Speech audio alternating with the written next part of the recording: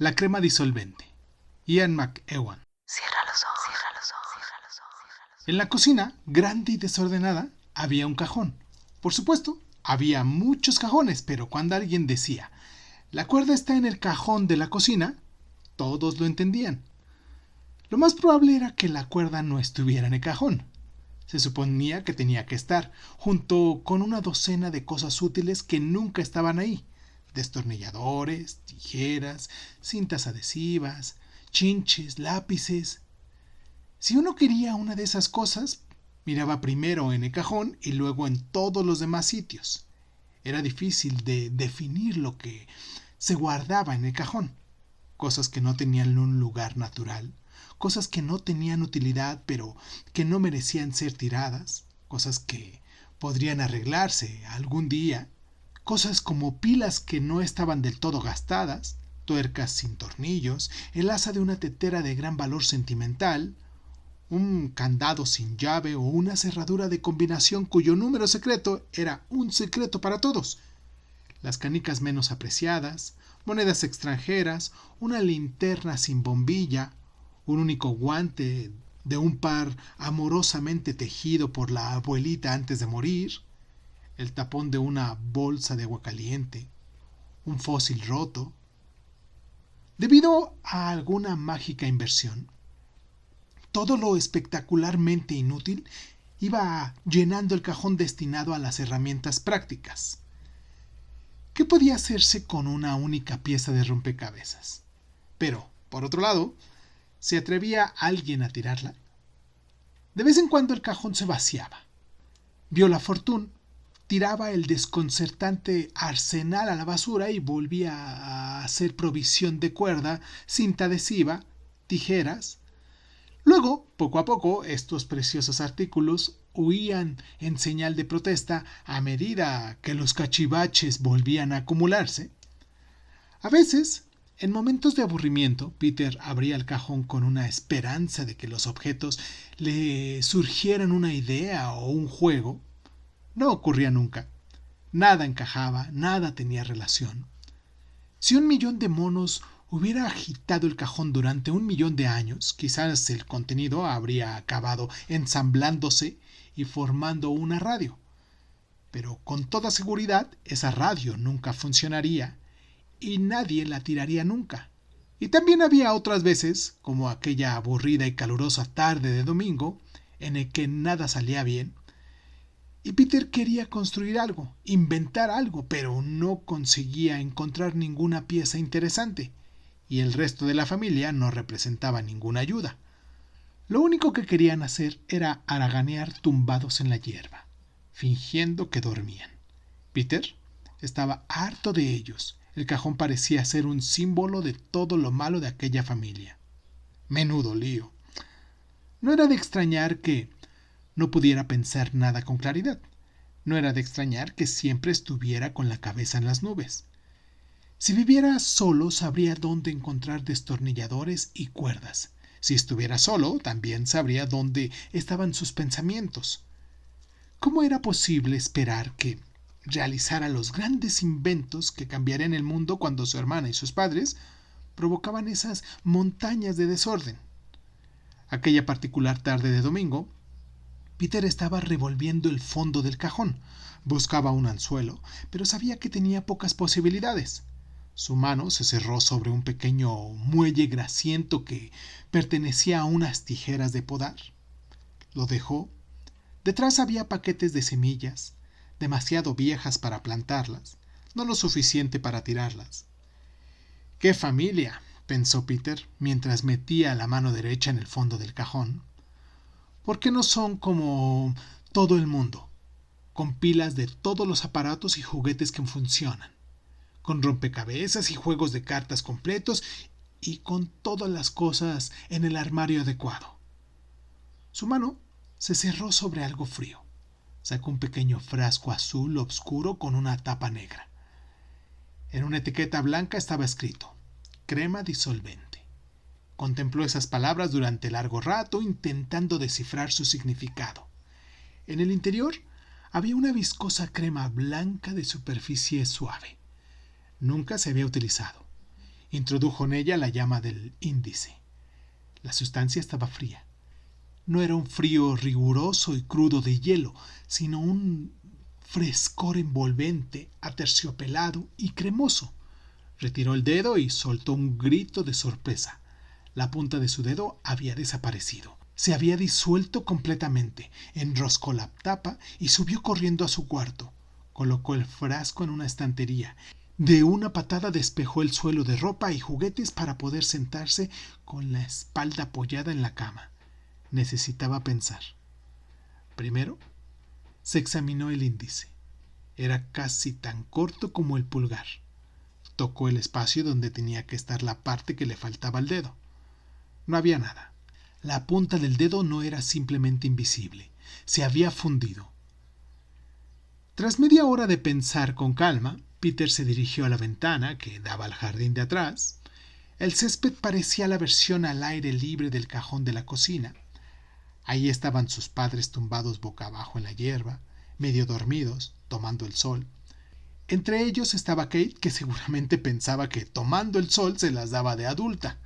Alrededor del trío estaban los restos de su tarde de domingo desperdiciada. Tazas de té, tetera, periódicos, bocadillos a medio consumir, pieles de naranja, envases vacíos de yogur. Contempló a su familia con resentimiento. No se podía hacer nada con esa gente, pero tampoco se podía tirar. O mejor dicho, bueno, quizás. Inspiró profundamente. Se metió el pequeño frasco azul en el bolsillo y bajó. Peter se arrodilló junto a su madre. Ella murmuró somnolienta. «Ten cuidado con no quemarte, mamá», dijo Peter lleno de amabilidad. «¿Quieres que te ponga un poco de crema en la espalda?» Viola Fortune murmuró algo que sonó parecido a un sí. Él sacó el frasco. Era difícil desenroscar la tapa con un dedo de menos. Se colocó el guante desemparejado que había cogido al azar por la cocina. La blanca espalda de su madre brillaba a la luz del sol. Todo estaba a punto. Peter no albergaba ninguna duda de que quería a su madre muchísimo y de que ella lo quería a él. Le había enseñado a hacer caramelo y a leer y a escribir. Había saltado una vez en paracaídas y se quedaba en casa con él cuando estaba enfermo. Era la única madre que conocía capaz de hacer el pino y aguantarse sin las manos. Pero había tomado una decisión y tenía que desaparecer. Sacó una porción de crema fría con la punta de su dedo enguantado. El guante no desapareció. La magia pareció funcionar solo con tejido vivo. Dejó caer la crema justo en medio de la espalda de su madre. «¡Oh!», exclamó, sin demasiada convicción. «¡Está muy fría!». Peter empezó a extender la crema de modo uniforme, y en el acto su madre empezó a disolverse. Hubo un momento desagradable mientras la cabeza y las piernas seguían estando en la hierba, sin nada en medio. Rápidamente extendió más crema en la cabeza y en los tobillos. Desapareció. El suelo sobre el que había estado echada tenía todavía su marca, pero al mirar con más atención, vio que las hojas del césped ya se estaban enderezando. Peter se acercó con el frasquito azul a su padre. «Me parece que te estás quemando, papá», dijo Peter. «¿Te pongo un poco de crema?» «No», dijo su padre sin abrir los ojos. Pero Peter ya había sacado una buena porción de crema y la estaba extendiendo por los hombros de su padre. Lo cierto era que no había nadie en el mundo, exceptuando su madre, a quien Peter quisiera más que a su padre. Y estaba clarísimo que su padre lo quería. Thomas Fortune aún conservaba en el garage una moto de 500 caballos de fuerza, otra cosa que no se podía tirar, y con ella lo llevaba a dar vueltas. Le había enseñado a silbar, a anudarse los zapatos de un modo especial y a derribar la gente haciéndola caer por encima de la cabeza. Pero Peter había tomado una decisión y su padre tenía que desaparecer. Esta vez untó la crema desde los pies a la cabeza en menos de un minuto, y lo único que quedó en el césped fueron las gafas de Thomas Fortune que usaba para leer. Solo quedaba Kate. Yacía llena de satisfacción, boca abajo, entre los dos padres disueltos. Peter miró el frasco azul. quedaba lo suficiente para una persona pequeña. Le habría costado admitir que quería a su hermana. Una hermana estaba sencillamente ahí, se quisiera o no, pero era divertido jugar con ella cuando estaba de buen humor. Además, tenía la clase de cara que hacía que a uno le entraran ganas de hablar con ella, y probablemente era cierto que en el fondo la quería y ella a él. A pesar de todo, había tomado una decisión y tenía que desaparecer. Sabía que sería un error preguntar a Kate si quería que le pusiera crema en la espalda. Inmediatamente sospecharía alguna jugarreta. Los niños son más difíciles de engañar que los adultos. Pasó el dedo por el fondo del frasco y estaba a punto de dejar caer sobre ella un pegote del tamaño medio cuando su hermana abrió los ojos y vio la mano enguantada. «¿Qué estás haciendo?», gritó. Se levantó de un salto, golpeó el brazo de Peter e hizo que la crema destinada a su espalda le cayera en la cabeza. Estaba de pie, tocándose el pelo. «¡Mamá! ¡Papá! ¡Me está echando porquería encima!», se quejó. «Oh, no», dijo Peter. La cabeza de Kate, así como sus manos, estaban desapareciendo, y empezó a correr por el jardín como un pollo sin cabeza, agitando sus reducidos brazos. Había gritado de tener boca con que gritar. «Es terrible», pensó Peter, y se echó a correr tras ella. «Kate, escúchame, para». Pero Kate no tenía oídos. Siguió corriendo en círculos cada vez más grandes hasta que chocó contra el muro del jardín y cayó en los brazos de Peter. «¡Qué familia!», pensó, mientras untaba lo que quedaba de crema disolvente sobre Kate. Qué alivio cuando por fin desapareció y hubo paz en el jardín. Ante todo, quiso ordenar el lugar. Recogió la basura de la hierba y la tiró al cubo de la basura. La tetera, las tazas y todo lo demás, así se ahorraría fregar. A partir de ese momento, la casa se regiría eficazmente. Cogió una gran bolsa de plástico de su dormitorio y la llenó con los objetos que encontró por ahí. Todo lo que halló en su camino fue considerado basura. Ropa en el suelo, juguetes en la cama, pares de zapatos extra. Patrulló por la casa recogiendo objetos que parecían no estar en su sitio. Lo que hizo con las habitaciones de su hermana y sus padres fue sencillamente cerrar las puertas. Despojó el salón de adornos, cojines, fotografías enmarcadas y libros. En la cocina despojó las estanterías de platos, libros de cocina y botes de desagradables encurtidos. Cuando hubo acabado su trabajo al final de la tarde, había 11 bolsas de desechos domésticos alineados junto al cubo de la basura. Se hizo la cena, pan con mantequilla y azúcar. Después tiró el plato y el cuchillo a la basura. Luego paseó por toda la casa contemplando las habitaciones vacías.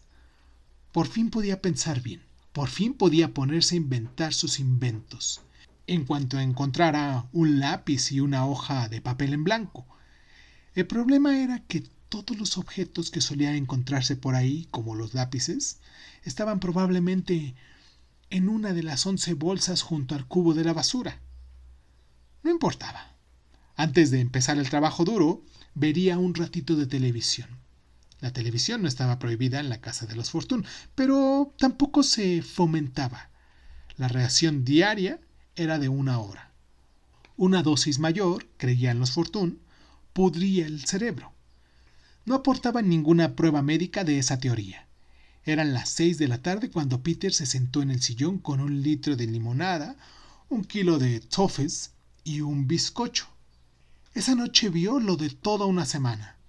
Era pasada la 1 de la madrugada cuando se levantó tambaleando y llegó con algún tropezón al oscuro vestíbulo. «¡Mamá!», llamó. «¡Voy a vomitar!». Se plantó delante de la taza del váter, esperando lo peor. No ocurrió, lo que fue más desagradable. Del piso de arriba llegó un sonido difícil de describir. Era un ruido de pasos chirriantes, chacleteante y chapoteante, como si una criatura viscosa cruzara de puntillas un enorme charco de gelatina verde. Las náuseas de Peter desaparecieron y fueron sustituidas por el terror. Se dirigió a la escalera, encendió la luz y echó una ojeada. Papá, dijo con voz ronca. ¿Papá? No hubo ninguna respuesta. No tenía sentido dormir abajo. No había mantas y había tirado todos los cojines. Empezó a subir las escaleras. Cada paso crujía y lo delataba. El corazón le martillaba en los oídos. Creyó oír de nuevo el sonido, pero no pudo estar seguro. Solo el silbante silencio y su batiente corazón. Subió otros 3 escalones. Si Kate estuviera en su habitación, hablando con las muñecas, le quedaban 4 escalones para llegar al rellano.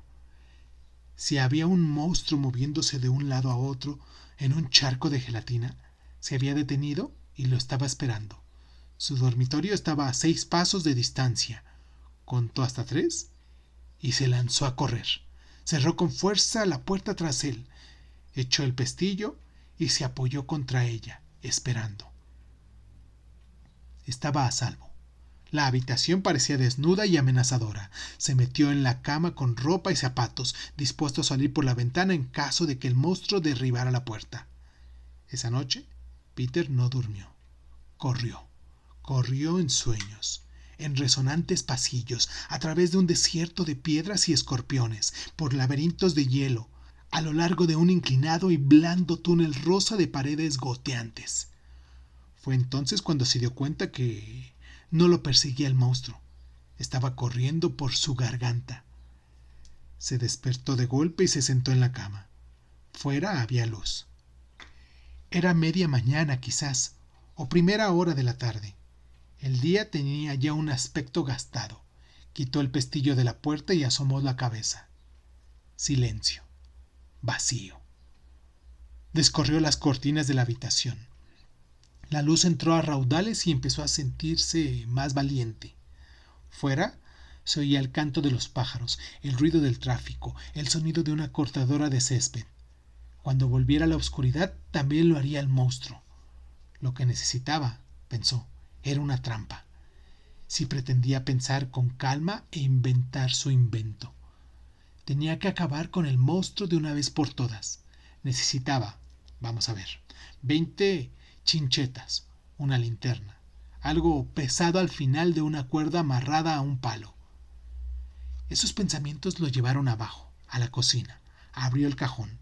Estaba apartando una caja de portavelas de cumpleaños que había medio derretido la última vez que se utilizaron cuando se vio el índice. Estaba ahí. Había vuelto a crecer. Los efectos de la crema habían desaparecido. Empezaba a considerar qué podía significar eso cuando sintió una mano en el hombro. ¿El monstruo? No. Kate, entera, de una sola pieza. Peter empezó a parlotear. ¡Ay, gracias a Dios que estás aquí! Necesito que me ayudes. Estoy haciendo una trampa. Mira, con esto... Kate empezó a arrastrarlo de la mano. Llevamos un buen rato llamándote desde el jardín, y tú aquí mirando el cajón. Ven a ver lo que estamos haciendo. Papá ha sacado el motor de la podadora vieja. Vamos a hacer un aerodeslizador. ¿Un aerodeslizador? Peter se dejó conducir hacia afuera. Tazas, pieles de naranja, periódicos y sus padres, sin disolver. ¡Ven!, gritó su madre. ¡Ven a ayudarnos! Thomas Fortune tenía una llave inglesa en la mano. Podría funcionar, dijo, si nos ayudas. Mientras Peter corría en dirección a su padre, le preguntó qué día sería. ¿Domingo aún? Decidió no averiguarlo.